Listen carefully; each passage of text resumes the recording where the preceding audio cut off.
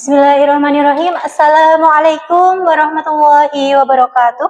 Waalaikumsalam warahmatullahi wabarakatuh. Oke, gimana kabar kalian? Alhamdulillah, luar biasa. Oke, semangat sekali. Apa udah pada sarapan? Oke. Sebelum masuk pembelajaran pada pagi hari ini, alangkah baiknya kita harus berdoa terlebih dahulu. Silahkan dipimpin Mbak Indah untuk basmalah dan doa sebelum belajar. Berdoa mulai. Bismillahirrahmanirrahim.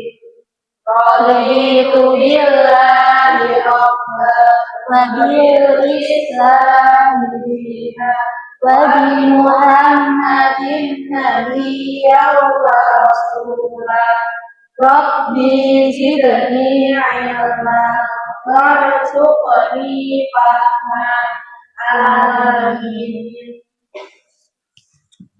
Oke. Sebelum masuk ke materi, Ibu akan presensi satu-satu.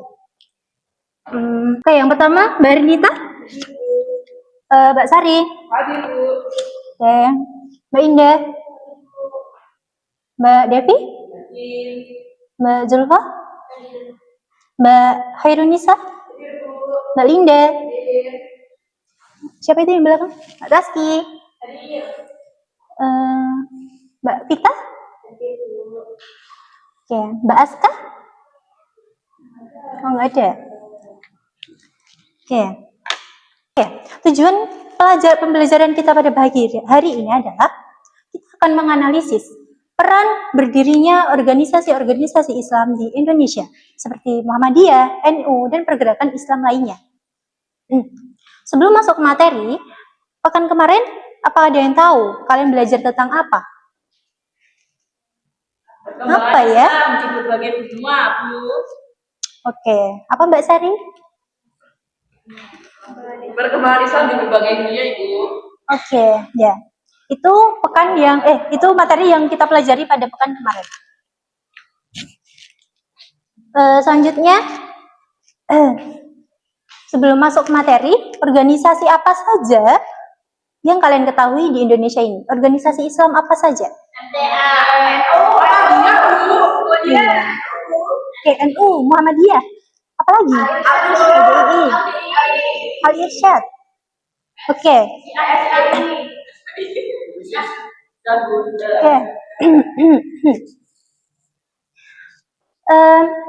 Itu tadi organisasinya. Sekarang sebutkan tokoh-tokoh organisasi Islam. Apa saja? Siapa saja? Oke, siapa lagi? Siapa itu Mbak Zulfa?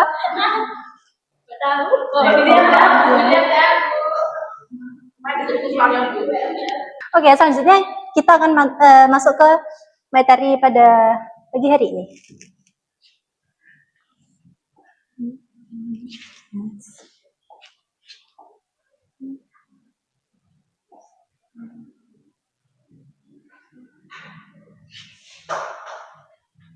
Oke, pertama, ini ada 4 logo organisasi. Yang pertama, ini logo apa? Oke, Muhammadiyah tadi siapa sih pendirinya? Oke, yang kedua. Oh, siapa pendirinya? Oke, tepat sekali. Yang ketiga, ini apa yang Anda tahu?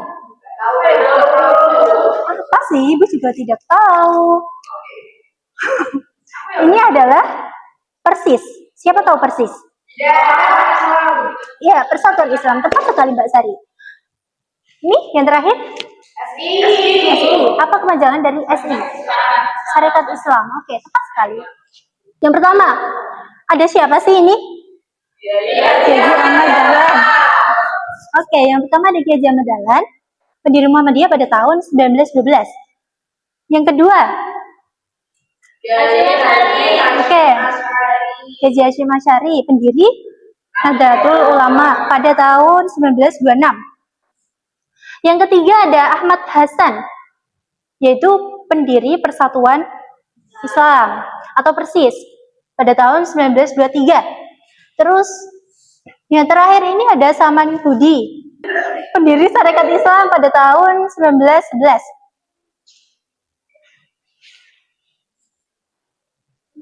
Sebelum menonton video tersebut, nanti kalian perhatikan apa kontribusi yang dipakai dalam video ini, kontribusi dalam politik, pendidikan, atau sosial. Bisa paham? Oke, silakan. 127 rumah sakit dan 365 klinik balai kesehatan baik Manado maupun termasuk yang di Papua di NTB dan sebagainya. Di Kupang, Universitas Muhammadiyah yang besar, mahasiswa yang mayoritas saudara-saudara kita yang non-Muslim. Dan mereka juga belajar agamanya, di samping belajar Al-Quran dan itulah cara Muhammadiyah membangun. Muhammadiyah itu inklusi, Muhammadiyah itu NKRI. Muhammadiyah ini tidak pandai berretorika. Jangan Muhammadiyah NKRI harga mati.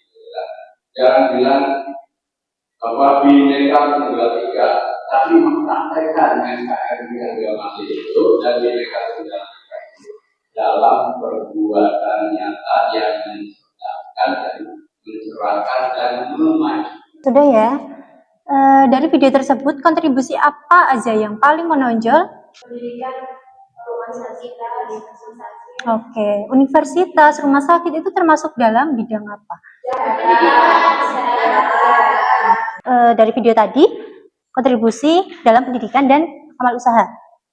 Kenapa sih Muhammadiyah pakai strategi pendidikan dan amal usaha itu? Apa ya, Bu?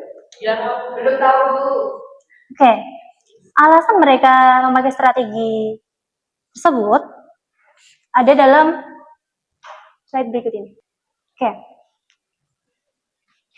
yang pertama ada Muhammadiyah melalui jalur pembaharuan yang berfokus tasdid, terus yang berprinsip kembali kepada Al-Quran dan Sunnah murni, yang berstrategi amal usaha modern seperti membangun sekolah dan rumah sakit.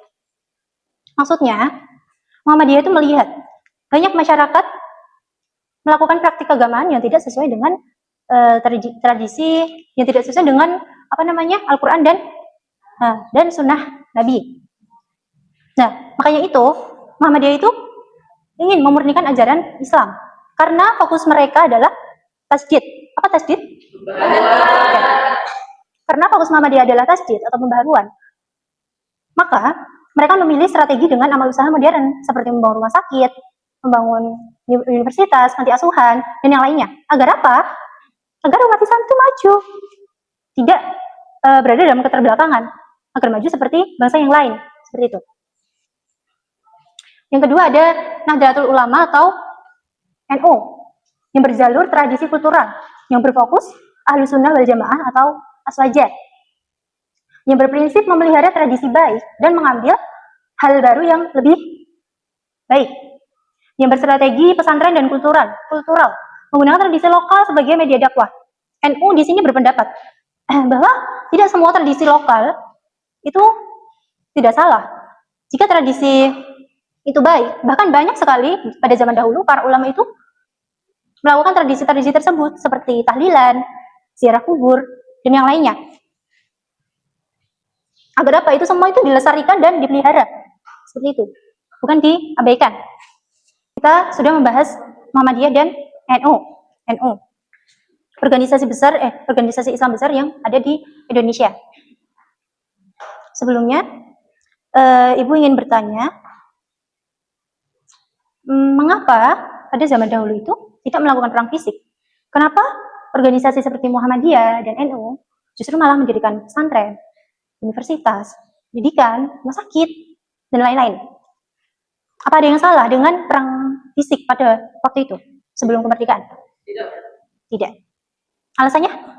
Alasannya apa? Kenapa tidak perang fisik aja yang udah hancur, udah? Jadi nggak usah mendirikan pendidikan. Maksudnya pendidikan rumah sakit, universitas, dan lainnya. Kenapa? Alasannya apa? Coba Mbak Sari, apa? Kebaruan dan dampaknya kan, Bu. Dan pemikiran kalau kita lebih berpikir, otomatis kita lebih mudah untuk masuk. Oke, yang lain? Sama kayak Mbak Sari. Setuju dengan sikapnya Mbak Sari? Oke, boleh. Jadi, zaman dahulu itu sebelum kemerdekaan, kenapa umat Islam itu tidak memerang fisik mereka? Para penjajah itu, seperti Tionghoa, Belanda. Kenapa? Karena perang fisik itu gampang, mudahnya, dampaknya langsung udah selesai. Tidak ada membawa, tidak memiliki kecerdasan. Jadi sama saja perang fisik itu hanya membuang-buang energi saja. Tidak kita tidak mendapatkan apa-apa dengan perang fisik. Seperti itu. Intinya melawan penjajah itu butuh kecerdasan, butuh otak, butuh wawasan. Benar kan? Iya. Tidak hanya mengandalkan fisik, tidak mengandalkan otak saja. Ya bukan? Oke. Benar. Intinya butuh perlawanan jangka panjang. Bahkan tokoh besar seperti Kiai Haji Ahmad Dahlan, Kiai Haji Hasyim Asy'ari, mereka melihat akar kemiskinan dan masalah dalam umat Islam itu adalah kebodohan. Apa? Kebodohan. Itu yang menjadi dampak dari mundurnya umat Islam dalam keterbelakangan. Seperti itu. Bisa dipahami? Bisa, Bu. Oke. Dan sekarang saya ingin menjelaskan kenapa alasan organisasi seperti Muhammadiyah dan NU itu mendirikan pendidikan dan rumah sakit. Ada yang tahu tujuannya apa?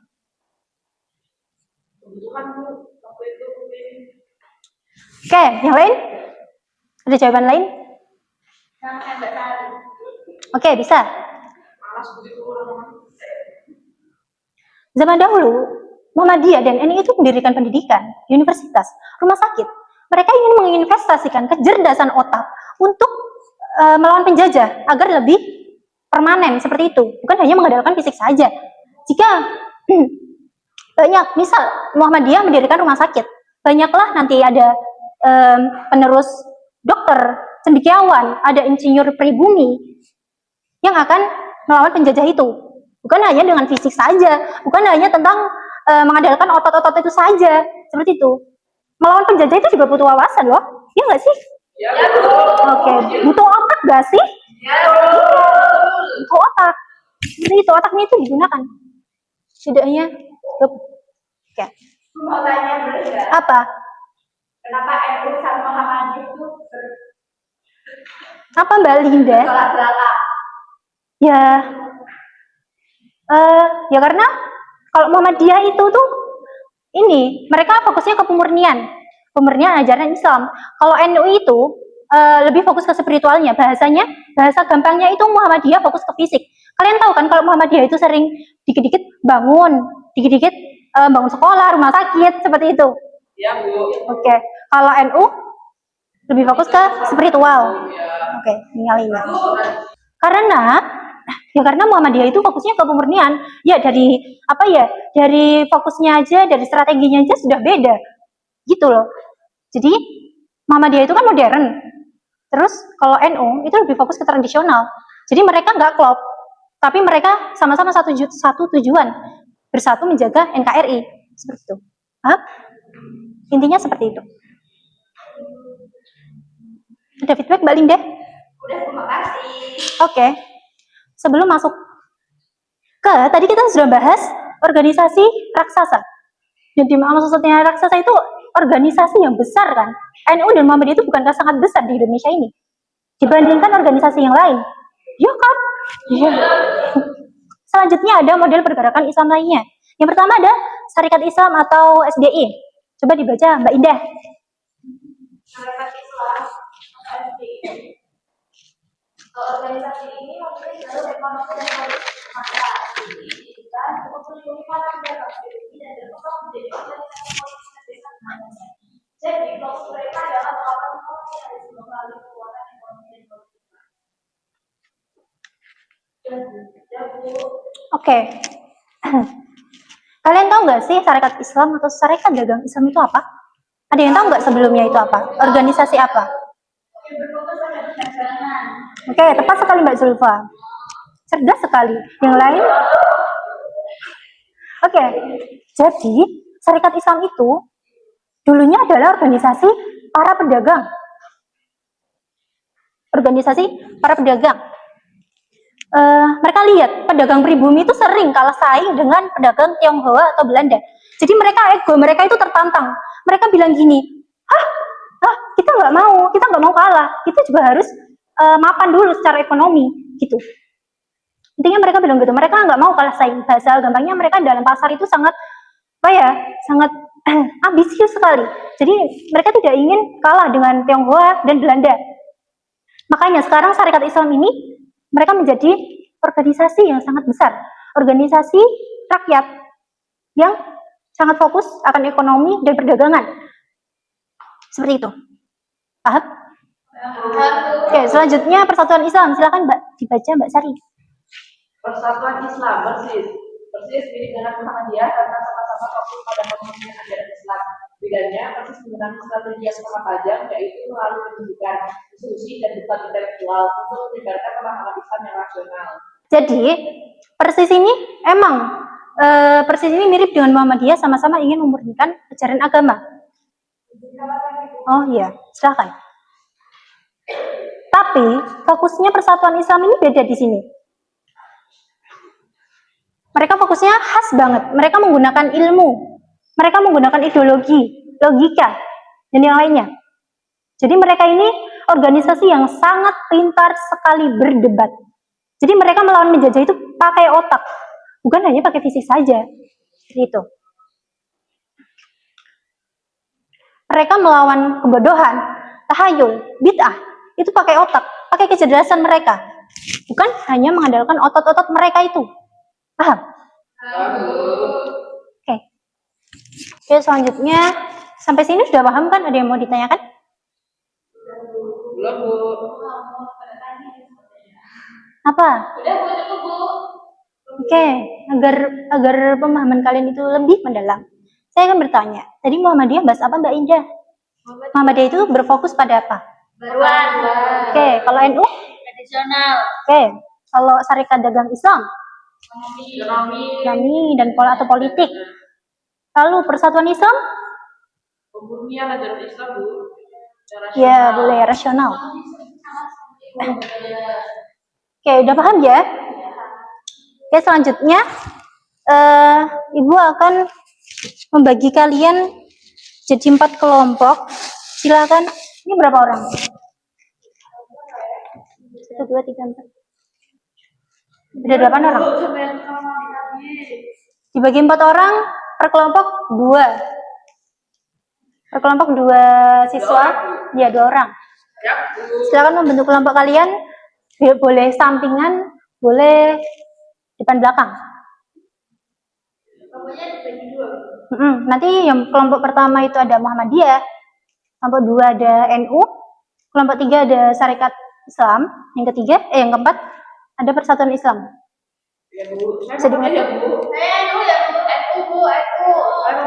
Ya, yang ingin Muhammadiyah segera gabung ke kelompoknya. NU juga, silahkan. Nanti saya bagikan lembarnya. Boleh dibawa ngerjainnya biar lebih gampang. Yaudah, sekarang ya sudah mendapat kelompok.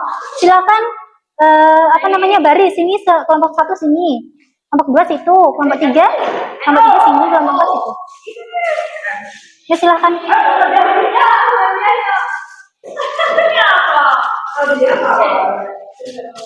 Beres.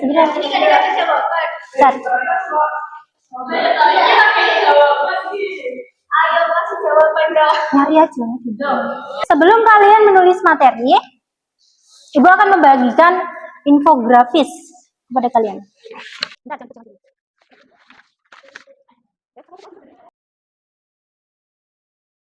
Kalian sudah mendapatkan semua? Oke.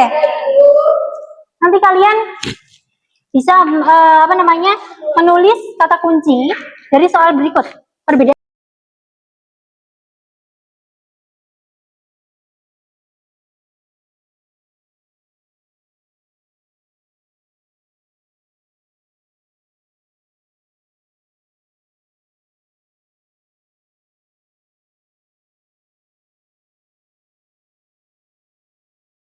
Lalu nilai-nilainya, kalau misalnya nilai-nilainya di keteladanan di infografis belum ada, kalian silakan mencari di internet.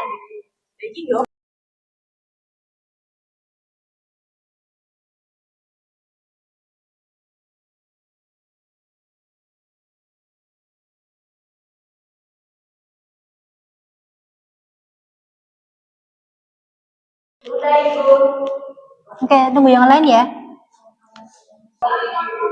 Tangannya yang bekerja, tangannya bukan mulutnya. Oke, silakan kembali ke tempat. Sudah tidak ngantuk? Apa otak kalian cukup bekerja? Oke. Tidak apa-apa. Oke, lanjut saja.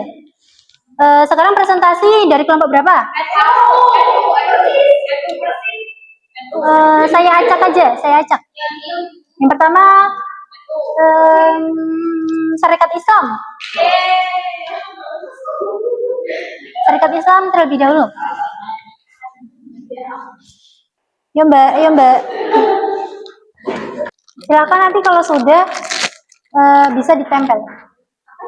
Ini ditempel di sini. Tapi yang di belakang, kami dari kelompok 3 ingin menjelaskan tentang syarikat Islam dari strategi dakwahnya dan nilai keteladanan yang dapat diambil. Yang pertama dari strategi utama dakwah syarikat Islam itu ada dalam permasalahan politik massa dan peningkatan ekonomi. Terus dari situ untuk nilai keteladanan tokoh pendiri syarikat Islam, tokohnya itu ada dari zaman dulu sama Husnul yang Aminoto. Terus dari situ nilai keteladanannya memperjuangkan dan membela kaum tertindas, persatuan umat, keadilan sosial, kemandirian ekonomi, nasionalisme, dan kepemimpinan berbasis agama yang jujur. Oke, sudah? Silakan ditempel dulu. Sebentar, jangan kembali ke tempat duduk. Silakan ditempel. Apa yang kalian dapat dari materi kalian? Syarikat Islam itu membahas apa? Organisasi yang di atasnya sama ekonomi. Fokus Oke. ekonomi sama politik. Apa? Fokus apa tadi? Syarikat Islam? Ekonomi sama politik. Oke, tepat sekali. Sudah? Beri tepuk tangan. Silakan. Bisa. Oke, selanjutnya NU. Waalaikumsalam. Nahdlatul Ulama itu didirikan oleh Kiai Haji Hasyim Asy'ari pada tahun 1926. Nah, fokusnya itu pada Ahlus Sunnah wal Jamaah atau Aswaja untuk melestarikan tradisi keagamaan. Terus untuk strateginya itu mulai dari pesantren dan kultural, kemudian nilai dan keteladanannya. Nilai keteladanannya ada 3. Selanjutnya Muhammadiyah. Kelompok Muhammadiyah akan menjelaskan hasil diskusi kelompok kami. Maka pendiri Muhammadiyah yaitu Kiai Haji Ahmad Dahlan pada tahun 1912. Di situ ideologinya fokus ideologi utama yaitu tajdiid pembaruan. Habis itu strategi utama dakwah dengan amal usaha di bidang kesehatan, pendidikan dan sebagainya. Terus kontribusinya pelopor modernisasi pendidikan. Nilai keteladanan dari Muhammadiyah itu apa? Yang bisa diambil? Ini adalah menyebarkan Islam. Oke. Karena Muhammadiyah itu pada saat menyebarkan itu posisi dalam penjajahan. Muhammadiyah itu berfokus pada apa sih? Tajdiid atau pembaruan, Bu? Oke, tepat sekali, cerdas sekali. Tepuk tangan. Selanjutnya yang terakhir, kreatif sekali. Dari kelompok Yogis dengan presentasi kami. Adapun tokohnya yaitu ada Hasan Hama Nasir. Nah, ini didirikan pada tahun 1923. Kemudian fokusnya di sini yaitu pada pengertian akidah, Kemudian adapun strateginya itu ada yang pertama menanamkan tauhid, kemudian ada ukhuwah Islamiyah, ketiga menghindari fanatik. Kemudian nilainya ada sikap moderat, yang kedua persaudaraan atau kerjasama, dan ini logonya. Oke, wow, variatif sekali. Terus ada Oke, jadi seperti itu. Muhammadiyah itu berfokus akan pembaharuan atau tasjid, lalu Nahdlatul Ulama itu berfokus pada tradisional, pesantren dan kultural. Lalu ada Sarekat Islam, Sarekat Dagang Islam ini berfokus pada ekonomi atau politik. Lalu Persis, apa tadi Persis? Berfokus pada? Nah, tepat sekali. Oke, selanjutnya yang terakhir. Oke, kontribusi dan peran Nahdlatul Ulama dan Muhammadiyah. Kontribusi Muhammadiyah dalam pendidikan itu pelopor sekolah modern yang memadukan ilmu agama dan umum. Dalam bidang sosial dan kesehatan itu ada rumah sakit, panti asuhan, dan yang lainnya. Lalu ada kebangsaan melalui modernisasi, mencerdaskan bangsa agar siap melawan kolonialisme. Lalu kontribusi NU, ada pendidikan mengembangkan jaringan pesantren sebagai benteng ilmu agama tradisional yang berfokus pada spiritual. Lalu ada sosial menguatkan majelis taklim dan mempertahankan tradisi keagamaan lokal. Yang terakhir ada kebangsaan, pelopor konsensus NKRI dan menjaga toleransi antar umat. Nah, dua kontribusi dari NU dan Muhammadiyah ini adalah kekayaan tersendiri. Tapi kontribusi dan perannya sangat berbeda, tapi tujuan mereka tetap satu, untuk menjaga NKRI. Seperti itu. Paham? Oke, selanjutnya saya akan memberikan soal. Saya silakan kalian kerjakan.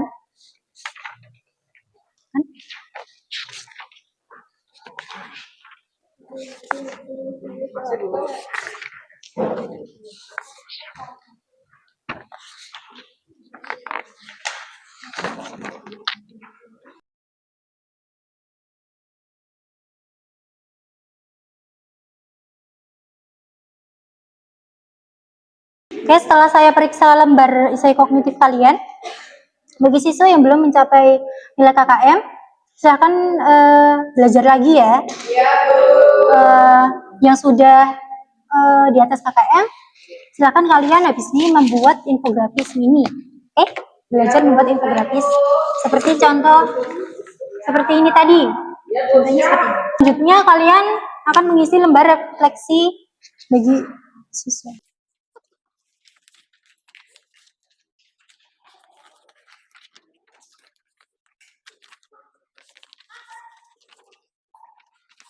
Sudah? Sudah.